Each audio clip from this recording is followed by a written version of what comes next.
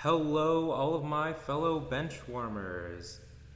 Welcome to Off the Bench, where we today are going to talk about the most stupendous weekend of the year, the Mac Daddy of wrestling shows, Wrestlemania today. It's a little bit different from, most of the normal sports talk, but we enjoy our wrestling here, and so we're going to talk about it. My name's Evan, and I'm here obviously with my co-host Tony. Tony, how are you doing today? I'm doing well. I look forward to you going through the matches of day one, and you and I will give our personal take on it. And if there's any information that I don't know about the individual wrestlers or maybe the storyline, I surely hope you can fill me in. With that being said, I think it should just be acknowledged that I am definitely the big wrestling fan here. I watch wrestling news almost religiously. I don't necessarily watch all the weekly television all the time, but I'm in on all the stories. I know everything. You've got a little bit of information here or there about certain matches or storylines or just certain people that maybe when you watched a lot longer. But yeah, I was more of a big fan of the Attitude Era, but there's names like Stone Cold that's going to be at WrestleMania. They're saying versus Kevin Owens, but supposedly or apparently he's going to be more of he's going to interview Stone Cold on the Kevin Owens show. Yes. So with that, we can actually get into talking about, at the very least, night one. Just a quick little rundown of everything happening night one.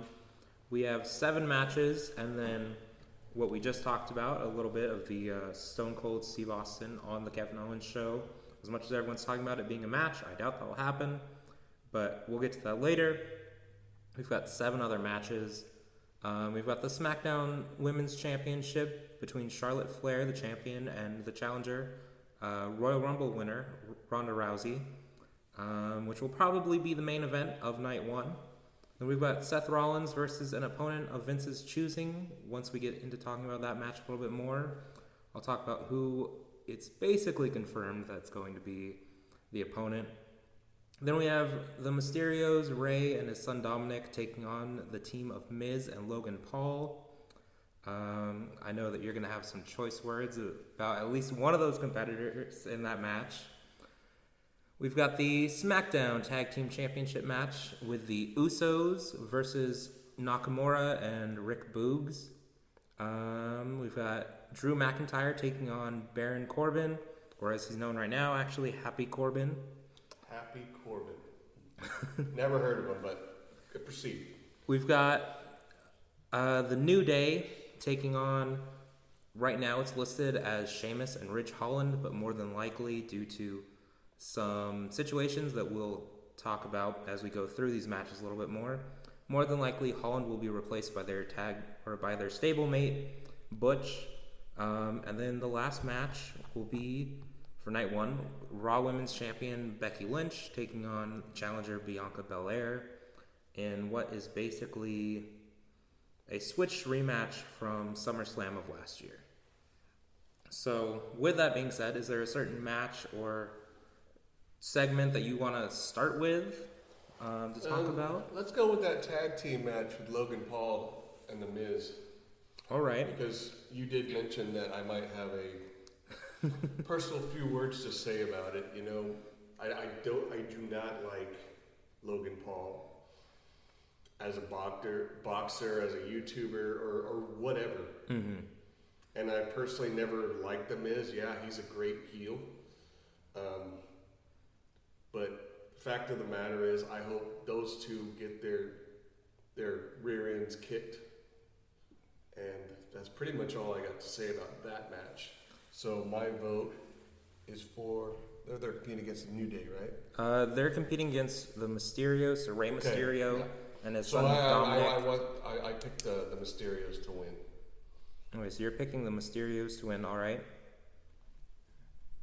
So I'm actually gonna go the opposite, and this was something that, like, as I was looking at all the matches, I tried to think this out a little bit. There's been a lot of news recently that Logan Paul might actually stay on with the company after. I don't know if that's going to be storyline wise or if it's just him staying on as a writer. Okay. I know that WWE's trying to go a little bit more risque, I guess, with how they're doing things. Okay. NXT has taken up, like, they've gone away from the PG content and are doing a lot more PG-13, like that kind of All more, right. getting into a little bit more mature topics and things like that. So I could see them bringing Logan Paul in to do all that stuff. And I love the Mysterios. Rey Mysterio is 619, man, 619. one of the greatest wrestlers, arguably, of Oh yeah. all time, even. Definitely the greatest luchador, or one of the top 4 at least, you know? At least. That Mount Rushmore. And his son is doing really well in wrestling, but I think they might take advantage of, I don't know what it is, but celebrities usually win their matches. And so I really You're think, right. I think Miz and Logan Paul are going to win, and then I think it's going to set up Dominic slowly turning on Rey Mysterio and setting up a possible feud between them, because I know Rey Mysterio is getting up there in age. He's talked about retiring before, hanging up the mask. I could see it happening that whether it be SummerSlam that they have their blow-off match or next year's WrestleMania, like I think we're going to get Miz and, you know, Logan Paul winning to set up that match. Oh, okay. All right. So, It makes sense, but I hope it doesn't happen. I don't necessarily want it to happen either, just because I love the Mysterios. Yeah. But I want to see that 619 one more time, and maybe a frog splash from yes, from Rey Mysterio's son coming off the top.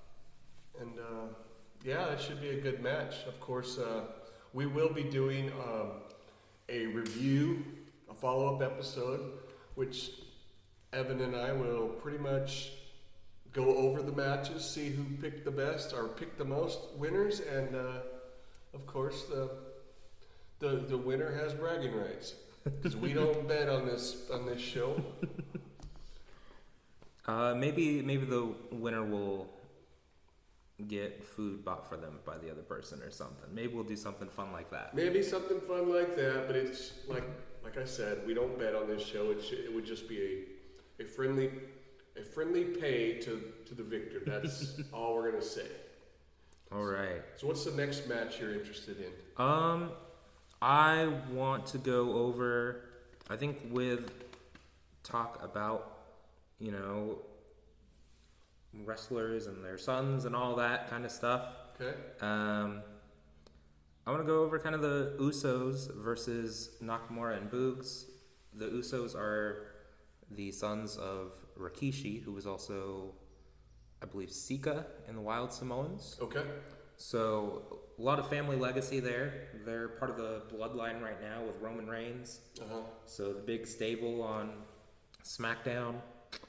Nakamura was Intercontinental Champ not that long ago. Rick Boogs was kind of like, I don't want to say his manager, but he was playing him to the ring on electric guitar every match, which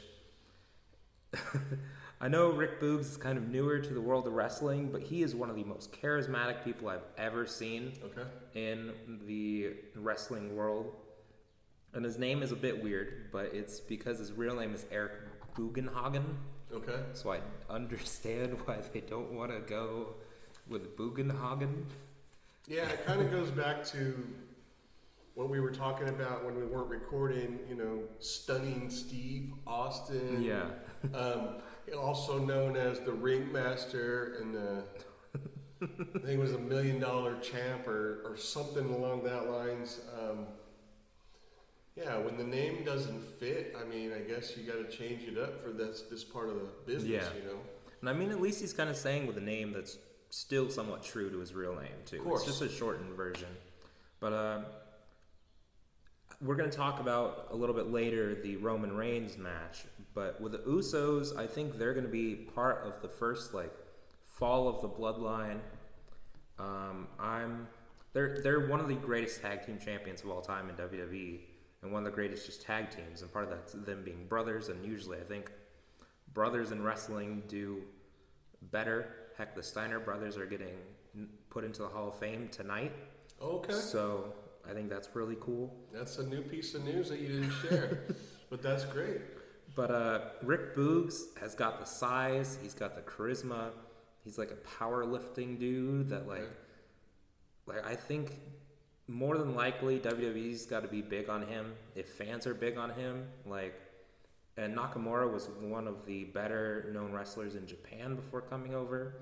I think Boogs gets the pin and they become new champions. Oh wow!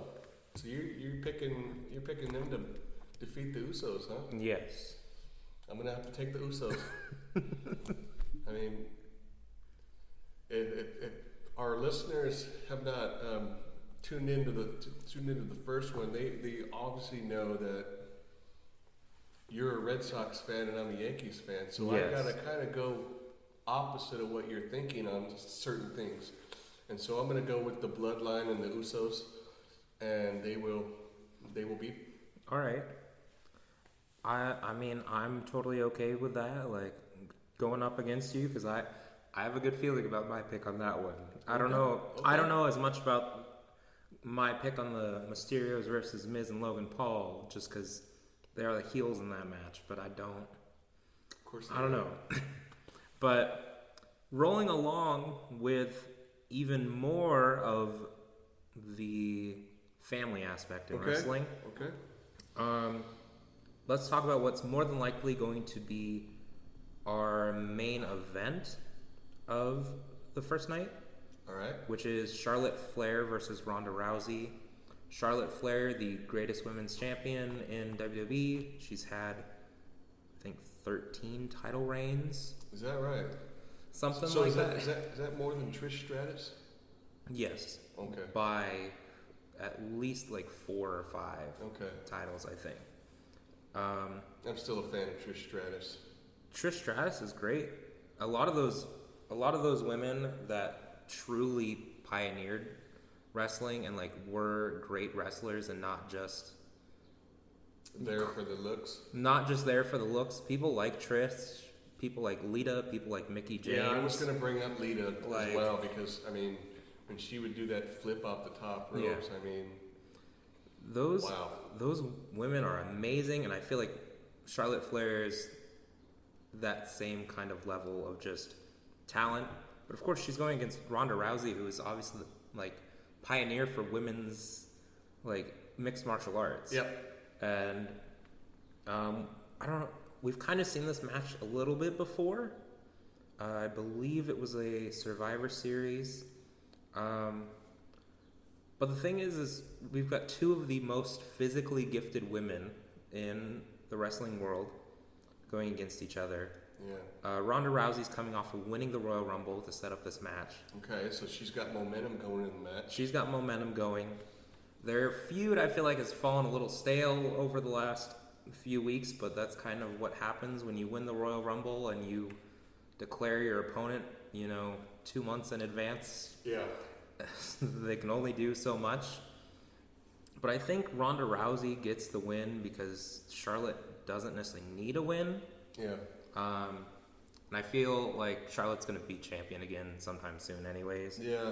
And she doesn't have to be champion to be in one of the main events. Sure. She's got the name. She's got the talent. She's got everything that it takes. I mean, so exactly. She'll be on another pay-per-view competing for the gold again. I mean, I totally agree with you, and then I totally agree with your pick for Ronda Rousey, and I'm going to go even further and say she's going to get the win by submission. Okay, I could see that. That's actually been a big part of the feud that I didn't even think about mentioning. They've been mentioning a lot about how Ronda's only got the armbar and everything, and obviously Charlotte Flair is doing her own version of what was the figure 4. She does the figure 8. Okay. But then Ronda was like, "Hey, I've been doing more than I learned from Kurt Angle how to do the ankle lock perfectly. Yeah. So I think. Well, I think even some of these entertainers have picked up on like you said, the ankle lock, figure four, which Charlotte Flair's turned into the figure eight. Yeah. But think about the walls of Jericho or a version of that. Yeah. I think there's a lot of superstars that have kind of their different variations of those things. Yes. But I ultimately think, like I said, Ronda Rousey will win by submission. Yes. Okay. And she won't do it with an armbar because she wants to prove that that's not her only skill. So I think then if she does that, it will be Kurt Angle's ankle lock. Ankle lock. More than likely that she learned. So, and it would make sense if they were working legs that whole match, Oh yeah, it would tie in big time. So I think that's a good guess to it. I like that we both also went with the same idea on that, because I think it's pretty obvious. Yeah. I think another pretty obvious one, and I'm going to get this one out of the way because I feel like there might be the most talking to this one, is Seth Rollins versus an opponent of Vince's choosing. A lot of people are saying that now, because Shane McMahon's supposed to be at WrestleMania, that, they're going to have Shane McMahon come out. They're going to have him come out, but it's going to be Cody Rhodes that's going to wrestle. And I, real quick, to just go off on a little tangent, Go ahead. if I could. I, as much as I'm part of the internet wrestling community, I hate it. I absolutely hate how, I love when we get news about things, especially like what happened at a show, or hey, this guy is coming up on the end of his contract, or maybe they're trying to go a certain way with a certain wrestler, or just something like that. So you hate getting spoilers when it comes to I hate getting content, spoilers, right? because they announced 2 weeks ago basically that Cody Rhodes had finally signed for sure with WWE. And think about how much more exciting it would be to have this guy who, it's going to be a really awkward situation when he's fully back anyways, because this is a guy who left WWE completely mad at the company. Okay. Talked trash about them for such a long time while he was gone, created his own company, and then left that company and is now coming back, which is kind of something that his father did, and I know he wants to be like Dusty. Yeah. That's one of the biggest things. But imagine how much cooler it would have been, or how much cooler I guess it will be, if him coming back, that's obviously really cool. But how much cooler would it have been if you didn't know? Yeah. If they're Definitely would have been a good surprise for the viewing audience, not only in person but people watching the pay-per-view. A couple years ago, they were in New York, and everyone was thinking what are we doing? There's no John Cena at this WrestleMania, and there's none of this one right now. But a couple years ago, John Cena was still somewhat predominant in wrestling, and being a little bit active here and there. Everyone was wondering if he was going to show up, and he made a surprise appearance in his Doctor of Thugonomics gimmick. Nobody knew it was going to happen, and that just the whole entire there was no roof on that stadium that they had it in, but if there was a roof on that stadium, they would have blown the roof off. Oh, of course. He had that much pop, huh? Cody Rhodes has become one of the biggest names in wrestling because of what he did outside of WWE. Just imagine the pop he could get. With that being said, though, because he's going to get that pop, even with people knowing, he's got to win. And this whole entire thing has been set up Seth Rollins didn't have a match. Yeah. And he basically was begging for it, and I'm taking over Raw if I don't get a match, and so Vince was I'll give you an opponent, but it's who I'm choosing. Okay. More than likely, it's Cody Rhodes, unless unless they want to surprise us. But then I don't know how I'd feel about that surprise. But well, what do you think about this idea? You first said Shane O'Mac. Mm-hmm. What if he appears to be the special guest referee? I think that would be interesting. I mean, I don't know which way he leans right now. He hasn't been doing anything like on screen in a couple years too, so I don't know if like it's just one of those kind of weird things. Like I don't believe he's gonna come back, and if they do, it's gonna be a fake out thing. I feel like, but like a distraction to Seth Rollins, so maybe Cody Rhodes can take advantage as soon as he hits the ring. I just feel like it doesn't make sense storyline wise to me to have Cody Rhodes be aligned with the McMahons, just because the Rhodes family has never been aligned with the McMahons. Yeah. Heck, when Goldust came back into WWE for a little bit, this was when I really got into wrestling. It was when it was the Authority, and they were getting rid of everyone, kind of, and like trying to take down everyone. And like Cody went against the Authority, and they were gonna fire him.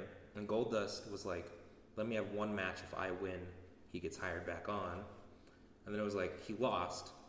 Then it was like them and Dusty almost like fighting for the right to like have that chance, and that led to a tag team title opportunity where it was either if they lost, they would never come back into the WWE again, or if they won, they were tag team champions. They won, and I remember that being one of the most exciting matches that I ever watched. Okay. But like that was because the Rhodes were against the McMahons. Yeah. And now it's weird, like, oh, he's the person that McMahon's choosing. Yeah. So it's weird, but I like the fact that Cody's back. He's been one of my favorites for a long, long time. Who knows, you know? McMahon could be bringing him back to get his rear end kicked by Seth Rollins to humiliate him. True. So you never know. I'm gonna go with that and pick Seth Rollins to win. Okay. I think it would be interesting no matter what happens in that situation, but I do respect your choice in that, because I do think maybe that might be, even if it doesn't happen that night, that might be the storyline that they try to go for. Yeah, maybe they're going to look at Seth Rollins and Cody Rhodes as a potential rivalry that lasts a little longer and can carry, you know, the WWE brand for a little bit. I mean, you got big names like Roman Reigns and Brock Lesnar, which we will discuss later, but Seth Rollins, to me, is still a pretty big brand. You know, he's still a pretty big name. He's one of their best wrestlers. He's one of their biggest draws, like, and then he's being put up against more than likely the guy who's been one of the biggest draws in, you know, the outside of WWE exactly market. So who's your pick there, Evan? I'm predicting that it's going to be Cody, just because a big return like that, it only makes sense when the Hardy Boys returned, you know, like 5 or 6 years ago when they had won the ladder match that they had returned in at Wrestlemania, and I feel like it's going to be the same with Cody. Okay. You don't just return someone who like fans are going to love to have them lose their first night. I feel. Yeah. If they did though, I'd be shocked. I mean, it makes for great television. So, well, hopefully you'll keep me updated because Evan will be viewing this pay-per-view. Yes. And he's going to be taking notes, winners and losers. I'll probably and maybe he'll surprise me with a text or a call saying he was shocked. I'll probably be vlogging a lot of this experience too, so there might be some video of reactions and everything. Oh, there you go. To continue on though with the rest of night one, let's talk about another person who's returning to possibly in-ring action. Stone Cold. Okay. who we talked a little bit about at the very beginning, is supposed to be appearing on the Kevin Owens show. Kevin Owens has been trashing Texas, basically. Yeah. Because they're, spoiler alert, they're going to be in Texas, or I guess they already are, kind of at this point. And obviously Steve Austin's from Texas. He's from Texas. He's got a ranch in Texas. I mean, I think he's got. I think he moved out west to California, down in the Hollywood area or whatever. Yeah. I mean, I don't think he crossed over, in my opinion, not as much as The Rock, but yeah, when you trash someone's home state, you know, you should be able to back up your trash talk to the person that you're trash talking to. So I've seen the whole imitation of Stone Cold with Kevin Owens. You know, he was wearing Stone Cold gear, had the knee braces on. Yeah. Stunned a camera person or one of the staff. And from what you were telling me earlier, is he's been using the stunner as his finishing move. So of what I had known though, like it seemed like he had got the blessing for it too. Like, I mean, that's part of the thing in wrestling. Like, if you want to use, you know, someone's move, you usually are doing it to honor someone, or you're getting the blessing to do it. Because if someone kind of made it famous, you kind of have to like get that blessing. Yeah, I mean, I would think that would be like protocol. Yeah. Because Stone Cold was known for the stunner. I mean, I think. And it's not like a family thing where like, or like the Ortons, like the Ortons, or I'd say even more like Dominic Mysterio does a 619 just like his dad, but also the Mysterios were very close to Eddie Guerrero. Yeah. So they kind of have a right to do the frog splash? That version of the frog splash with the little Eddie shimmy beforehand and everything, like, because it's their family, basically. That's one wrestler that I miss. You know, once he passed. Speaking of passing, you know, Scott Hall died recently. Yes. Of course, we send our condolences to Scott Hall's family and everything else, and recognize that Razor Ramon was one of the best at what he did. Mm-hmm. We'll definitely have to, I feel like, go into a podcast one time and talk kind of about a lot of those guys that truly changed the world of wrestling. Yeah. I feel like that's part of why it's so cool. Like, Steve Austin is coming back for this WrestleMania because he's been away 19 years. Yes. So before we started recording, we were kind of having a conversation on whether or not that will be a fight. What are your predictions for that? So obviously, I think KO is gonna get stunned by Austin. But like, as we were sitting here, I was really thinking about it, and I mentioned that Kevin Owens has been trashing like Texas recently. Okay. And a lot of the superstars from there. The only one he didn't trash was Shawn Michaels, because he said he respects Shawn Michaels too much. Did he trash talk Bradshaw? He trash talked Bradshaw. He trash talked Booker T. And he trash talked, obviously, Stone Cold. And this is also part of where I thought originally Cody was gonna be a part of it, because like KO and Seth Rollins were a tag team recently, so I thought, you know, maybe Seth is gonna be there as a part of that show, or like try to interrupt and stuff, and then like maybe Cody comes out to help Stone Cold, because I don't know if you knew this or not, but Cody's supposed to be like running for senator or something in Texas in the next couple years is what he was trying to plan.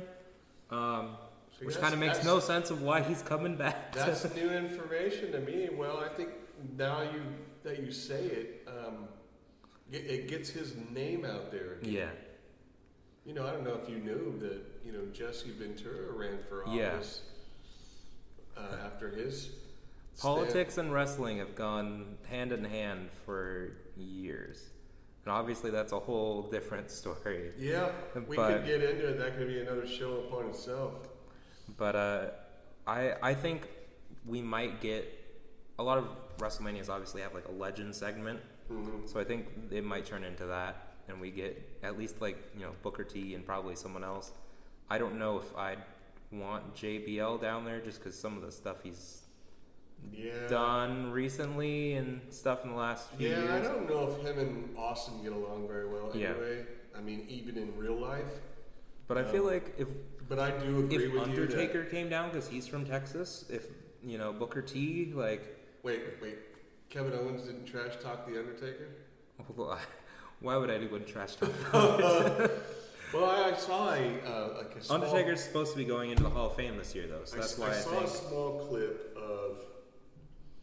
It was just the Undertaker, and he basically came out and said, you're messing with a hornet's nest by stirring up the Texas rattlesnake. Yeah. So, based upon what you just told me, I wouldn't be surprised if the Undertaker showed up. I think if we get a little legend segment, I think it's Stone Cold, Undertaker, and Booker T coming out and all doing their messing finishing with moves on Kevin Owens. Hey, that's a great prediction because I totally agree with it. And obviously, the Undertaker kind of has wrestled recently. Booker T is still in fantastic shape. Anytime you see him, and that also allows Stone Cold can do a stunner and just not anything else. His mobility is limited because of all the knee injuries he had.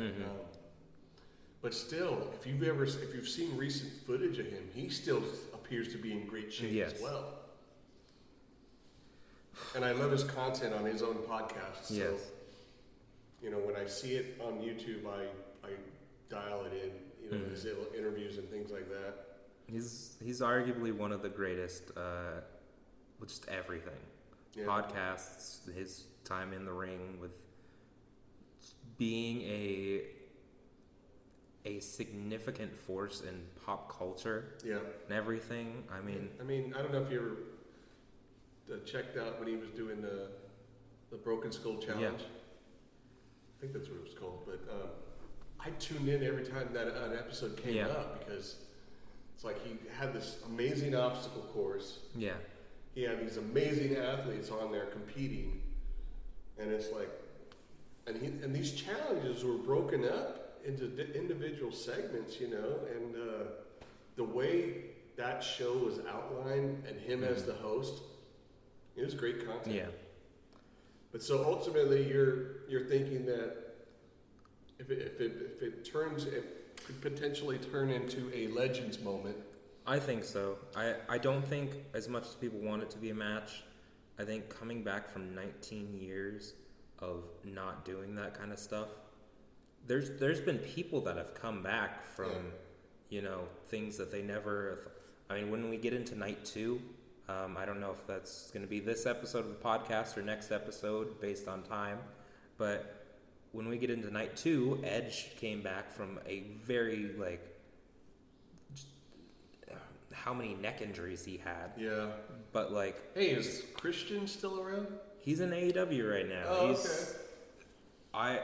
When we talk about some of our favorite wrestlers, that will be one that I bring up because he has been a favorite of mine for a long. Okay.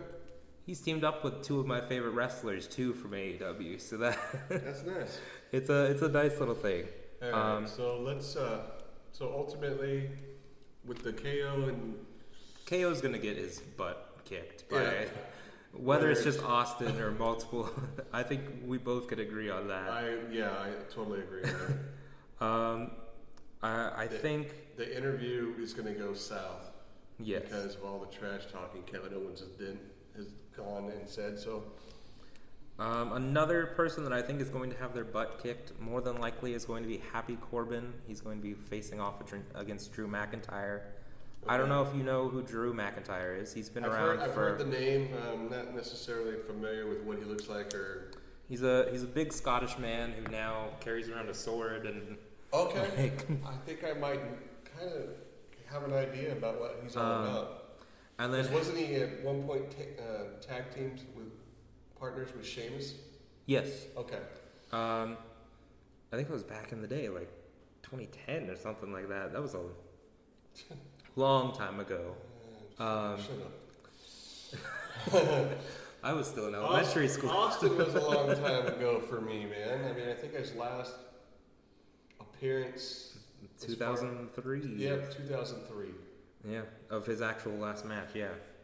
But Happy Corbin, he was King Corbin for a bit, then ended up falling on some hard times after actually Shinsuke Nakamura, who we talked about a little bit earlier, Okay.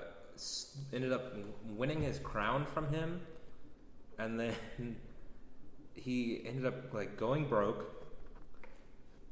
and then in a random storyline that kind of happened off of TV and just on the YouTube channel, he won big in Vegas when they were there at SummerSlam last year. All right.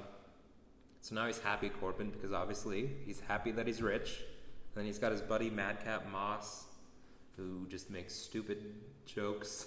Like Everybody needs a comedy relief, like comedy sidekick, you know. And it's not gonna happen, but the whole storyline has basically been like Moss and Corbin have just been like the dumb dudes in the side of like Drew McIntyre for a while, and Drew's coming at them, swinging his sword around at them, and like it's not gonna happen. But it feels like the only way to end the story is like him just chopping one of them to pieces or something. But obviously that can't happen. That's not this kind of wrestling show. If you want to watch something like that, you watch like GCW where they do death matches all the time. Oh yeah. But you have two just dumb heels. I feel like McIntyre is just gonna win because I think he's the bigger name. I mean, in my opinion, because that's what I Yeah. heard of. I heard of Corbin, not Happy Corbin, but King Corbin. yeah. But the fact is, I totally agree. Drew McIntyre's the bigger draw here, so they might want to elevate him to a better. Just a few status. years ago, McIntyre was in the main event against Brock Lesnar for the title. Oh wow! Like, he's obviously the bigger draw. He's obviously the more well-known name. He's obviously the fans still are big on him. So I mean, it's definitely one that I think. I mean, it could go either way depending on who they want to elevate, but Yeah. I think Drew McIntyre's the bigger name in this match. Yes. So I'm gonna go with Drew McIntyre as well. All right. Speaking of, bigger names and going against someone who's a little bit more of, I guess, I wouldn't necessarily say that they're an up-and-comer, but they kind of are. They've definitely made a name for themselves in the last couple of years. We've got the champion Becky Lynch, Okay. Raw Women's Champion, going against Bianca Belair in what's almost like a rematch from SummerSlam. Last year at SummerSlam, Bianca was champion, supposed to be facing Sasha Banks for her title. Sasha, I don't know exactly what happened, I don't know if it was the big, the virus going around, as I'll put it that way. So Yeah. or if it was injury or whatever, but she wasn't able to compete. So last minute, they bring in Becky Lynch, surprise appearance. She beats Bianca in like 8 seconds. Oh wow. Which sucks because this is like Bianca went from winning the Royal Rumble that year to winning her Mania main event for the Raw Women's title Okay. to then getting beat at SummerSlam for In in 8 seconds. Because Becky Lynch was one of the biggest draws in wrestling, man or woman, Okay. for a bit. Her character of the man was very much a Stone Cold-esque character. Yeah. I think I've seen her get interviewed by Stone Cold Yes. on this podcast. And she was one of the biggest people in wrestling for a bit. she came back though, and she had this whole entire cocky personality, like, oh, look at how much better I am. I've come back, like, I'm a mother now, but I'm doing this better than any of you in the ring, and like, classic cocky heel. Same as her husband Seth Rollins, like that kind of stuff. But she's going against Bianca Belair, who is one of the more beloved women wrestlers right now. She's got the physicality. She's got arguably one of the coolest, I guess most dangerous aspects to her, in the fact that her hair she uses as a whip. Oh, which I gotta catch some of her matches. Like it's a braid that goes all the way down, like to her thighs. Oh, like, wow! So like, as much as it's a disadvantage, it's also an advantage because that's a part of her. Yeah. Even if it's extensions for most of it, like that's still a part of her that you can't say it's not legal to use. Yeah. But I mean, as long as you say it is, I mean, she could turn around when the ref's distracted, use that as to choke a competitor out. And I just think, like, there was so much backlash about her losing it in 8 seconds. I don't think it was that she lost it at SummerSlam, but I think it's that how fast she lost it. Yeah. And so I think they're going to hopefully make it right and let Bianca win. I think this is also going to be the first match of the night. I think because they're such good competitors, like both of them. Well, it would be, I mean, basically from what you've described, it would be a good opening to WrestleMania. Yes. Because you got two superstars starting it up. I mean, I'd be happy to go to that event. I mean, I don't know how. I mean, this is only a guess from you, right? That they're going to be the opening match. It's a guess from me. It's confirmed that Charlotte Flair and Ronda Rousey are supposed to be the closer. Oh, that would be appropriate. And I think it would be really cool because most of the women's matches seem to be on this night. There's one for the women's tag team title the next night. But like, I think it would be cool that not just 4 of like your biggest women wrestlers, but also just 4 of your biggest wrestlers in your company that are draws anyways, are the ones starting the matches, like starting the card and ending it for your night 1. And then like obviously night 2, their big main event's gonna be Brock versus Roman, but like these seem like matches that could arguably put up like match of the night candidates even against that match. So I think it's gonna be a great way if they use that to hopefully open the show. And I think Bianca will get like, her redemption for what happened. Okay, now who's the heel in this? Becky is our heel. Okay. Who's your pick? I've got Bianca. I think more than likely it's going to be, she's just going to powerhouse through most of the match. Yeah, based upon the information you've given me right now, I'd have to agree. I think it's I think she'll get the pop, and it's one of those Becky. But I think it's going to be a very entertaining match. Yes, I think it's one of those too that I don't think Becky needs to win, just like Charlotte. Like they're both big enough names that like if they lose, it doesn't hurt them. Yeah, because they're still going to be in the main event later down the year. But I mean, going back to Ronda Rousey and Flair, it's just. I think they haven't been getting the pop from. Yes. They haven't been uplifting Rousey as much. Yes. I mean, she is a household name when it comes to, like you were talking about, mixed martial arts. She's the Brock Lesnar for the women. Yeah. And I know she's kind of taken on that personality of Rowdy Piper. Yes. Kind of got that gimmick and all that. She's got stuff. that, and then the training from Kurt Angle which I doubt she needed that really, but Kurt Angle, Olympic gold medal wrestler, helping Olympic gold medal jiu-jitsu, athlete, Well, it's like cooking when you can learn a different style of cooking, or even going from say cooking Italian to cooking Japanese or Yes. any Asian cuisine. Well, It's always yeah. knowledge, you know, and if you can perfect that knowledge, it just Yes. gives you another skill set. So I think Yeah. her getting advice and some training from Kurt Angle is going to help her. Well, like the world of like professional wrestling, as most people call it, or WWE calling it sports entertainment, like it's a very different world from Yeah. mixed martial arts, and there's been very few people that have done well in both. Yeah. There's 3 people on this card though over 2 nights that did well in both. Yep. From Ronda Rousey to Brock Lesnar to Bobby Lashley. Yep. But there's also people like CM Punk, who best wrestler, probably one of the best wrestlers in He was wrestling, but technically gifted as far as wrestling goes, but I heard he just, like Yeah. you were just saying, not very good at MMA. and there's people. I think they probably could do well in the MMA if they wanted, because they were collegiate wrestlers. Mm-hmm. We're gonna talk more than likely next episode. Yep.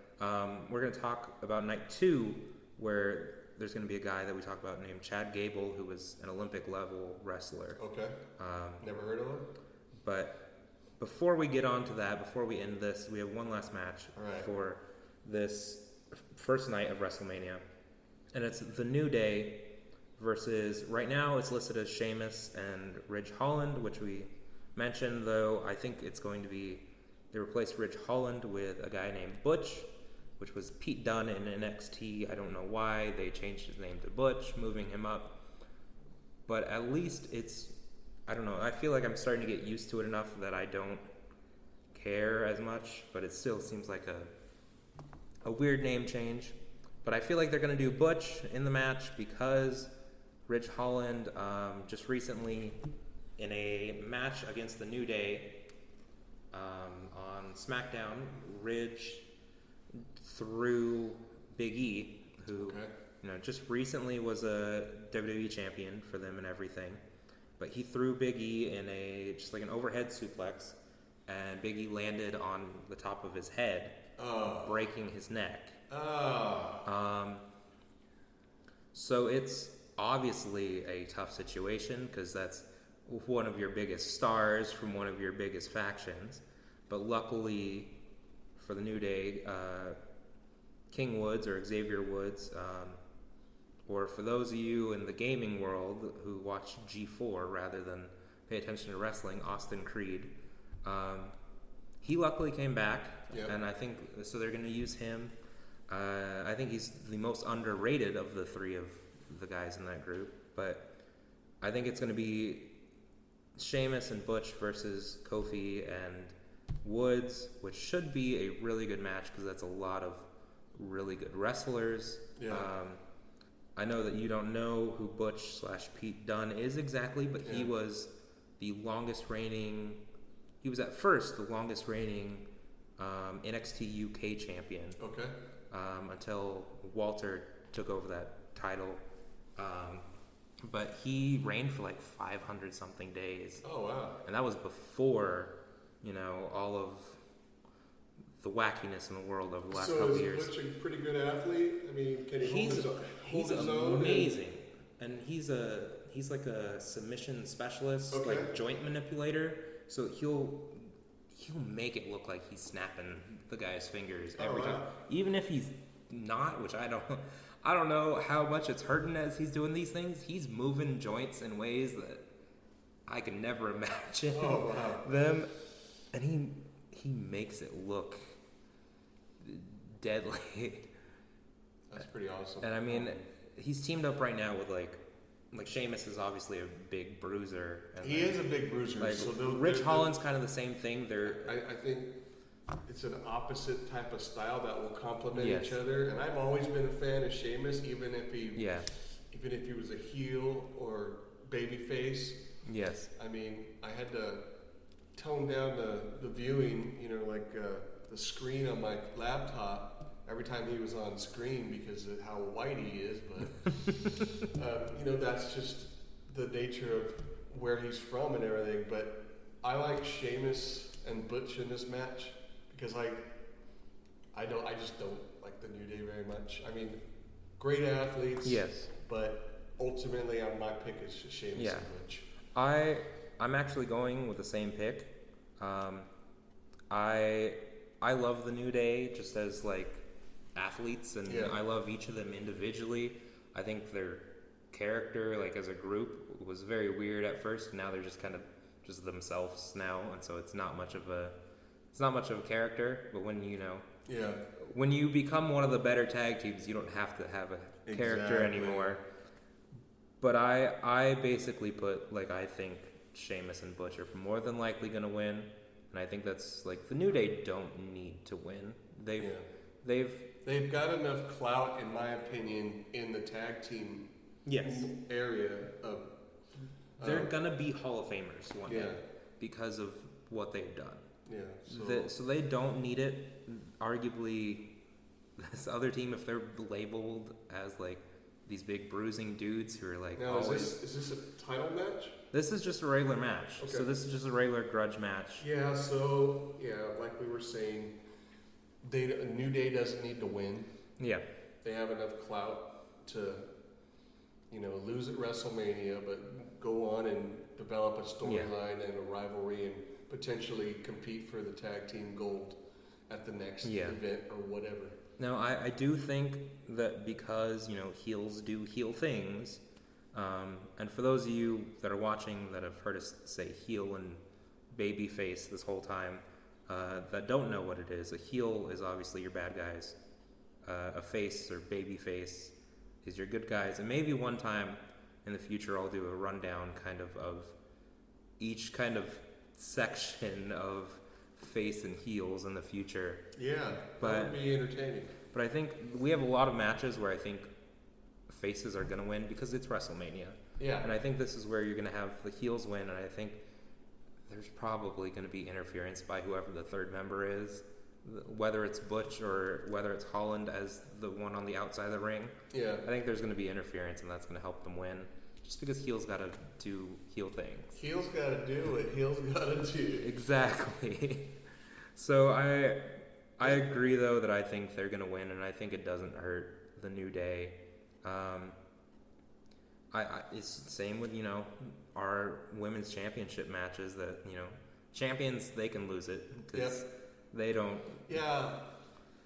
Flair's got enough stout and enough, like you said, championships under her belt where losing at WrestleMania, it's kind of like when The Undertaker lost his undefeated streak. Yeah. He had enough clout behind him, enough. Well, they needed to build Brock up as like as more of a viable threat in that, like. Brock's a big dude. So, before we end this episode, because obviously I think we're going to do a second episode to talk night 2, because we've gotten a little bit more in depth on these matches for you guys. But before we end this episode, I just want to ask, do you have a match that you think is going to be match of the night? Probably on this night? For night 1. I think it's going to be the women's championship match. The Becky versus Bianca or the Flair versus Rousey, though? Flair versus Rousey. Okay. I think that will live up to all the hype. Okay. And it will probably go between probably the 15 and 20 minute mark. I mean, I think each competitor are going to try and submit the other, and I think it's just going to it's all going to depend on how much stamina each one has and how much punishment they can take to get to that end goal with either submission, which I predict, or a pinfall. Yeah. Well, what do you think is the match of the night? I think it's probably between one of the two women's championship matches. Yeah. I think they really set up the two singles women's championship matches to be two of the best this year. And as much as I'm going to be really excited about the Seth Rollins versus more than likely Cody Rhodes match, and I'm going to keep saying more than likely because you never know. You never know. Especially with Vince McMahon. But I think I'm just going to go Becky and Bianca as probably my match of the night, just due to I think because they have that better storytelling over a longer period of time, Yeah. that it will build up into it. Okay. And I think Bianca is a better athlete than any of the other women. I don't Right. think she's necessarily the best wrestler of all of them, but she's the best athlete, Yeah. and she's the most over with the crowd right now. Okay. And so I think it will be nice. I think the women are going to really dominate night one, though. and really I show. honestly believe that too, and based upon what you just, Bianca Belair Yes. and what's the other one? Becky Lynch. Yes. Yeah, I agree with you. So yeah, that was night one. Yeah. So thanks to everyone, all you bench warmers out there, for listening to Off the Bench with Tony and Evan. Tune in again, and Evan and I will talk about WrestleMania Night 2. Thank you.